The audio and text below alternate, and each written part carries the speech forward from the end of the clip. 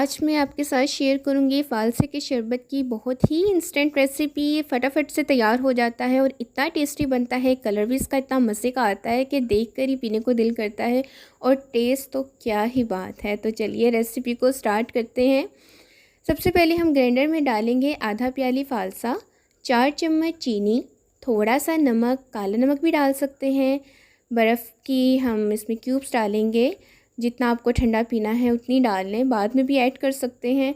1 गिलास पानी डालेंगे और फिर हम ग्राइंडर को चला देंगे। 1 मिनट तक हमने इसको चलाना है ताकि अच्छी तरह से इसका जूस निकल जाए। 1 मिनट बाद हम ग्राइंडर को बंद कर देंगे और फिर हम इसे किसी छलनी में छान लेंगे।